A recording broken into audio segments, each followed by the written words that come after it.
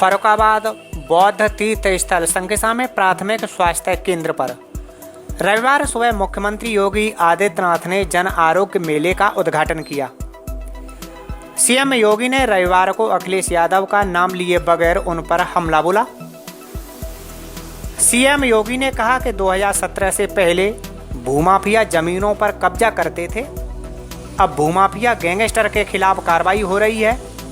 उनकी अवैध संपत्तियों पर बुलडोजर चल रहे हैं, लेकिन उन्हें सड़ देने वालों के पेट में दर्द हो रहा है। दरअसल शनिवार को अखिलेश यादव ने एक कार्यक्रम में कहा था कि बुलडोजर वाली नीति बीजेपी वालों को महंगी पड़ेगी। योगी ने कहा कि पहले गरीबों व्यापारियों की जमीनों पर भूमाफिया कब्जा करते थे, लोग भूमाफिया गैंगस्टर से डरते थे, लेकिन अब भूमाफिया गैंगस्टर डरते हैं। ऐसे लोगों के खिलाफ सरकार कार्रवाई कर रही है तो अपराधी भागा हुआ है, लेकिन उनके रहनुमाओं के पेट में दर्द हो रहा है। भाइयों बहनों, आज उस प्रयास का परिणाम है। यह भी वही प्रदेश है।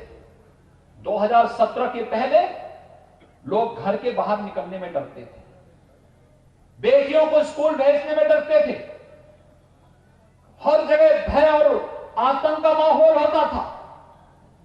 आज एक सामान्य नागरिक निर्भीक होकर के किसी भी समय घर के बाहर भी जा सकता, बेटी और बहनें भी स्कूल जा सकती हैं, अपने सर्विस में जा सकती हैं, बाजार जा सकती हैं, कहीं कोई दिक्कत नहीं। हां, भय और आतंक किसी के अंदर समाया हुआ है तो जो अपराधी थे, माफिया हैं, गैंगस्टर हैं, जिन्होंने समाज को लूटा है, प्रदेश के धन को बंदर बांट करने का प्रयास किया है, वे लोग आज भयभीत हैं। आज गले में तख्ती लटकाए घूम रहे हैं, प्रदेश के अंदर शरण पाने के लिए फरियाद कर रहे हैं। लेकिन आज प्रदेश के अंदर एक संकल्प के साथ सरकारें चल रही है। पहले गरीबों की, व्यापारियों की जमीनों पर ये माफिया कब्जा करते थे, और आज जब इन माफियाओं की छाती पर बुलडोजर चल रहे हैं तो अपराधी तो भागा हुआ है, लेकिन उनके रहनुमाओं को परेशानी हो रही है। आज परेशानी उनको हो रही है। उनको परेशानी तब नहीं होती थी जब किसी गरीब और किसी व्यापारी, किसी सामान्य नागरिक की जमीन पर कोई माफिया और कोई अपराधी कब्जा करता था। उनको परेशानी तब हो रही है जब अपराधी और माफियाओं से एक गरीब और एक किसान की संपत्ति को मुक्त कराया जा रहा है।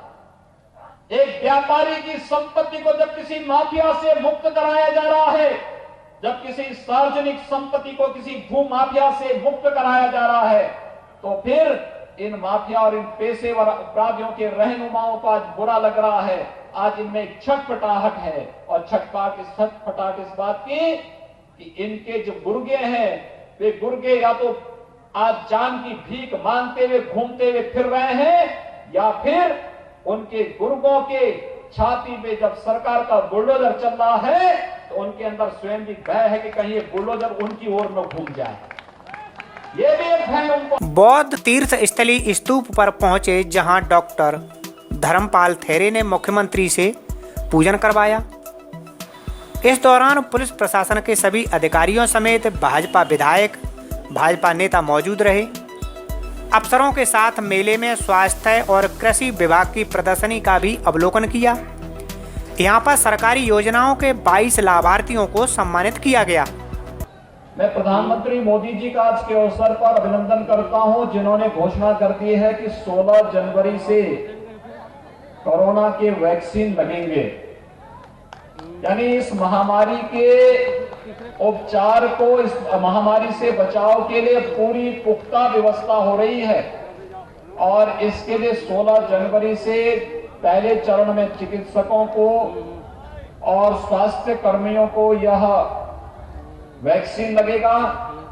दूसरे चरण में सुरक्षा और राजस्व से जुड़े हुए कर्मियों को इसके साथ जोड़ा जाएगा। तीसरे चरण में 50 साल की उम्र के लोगों को और विभिन्न प्रकार की बीमारियों से ग्रसित लोगों को, और चौथे चरण में से सामान्य लोगों को भी इस वैक्सीन का लाभ प्राप्त हो पाएगा।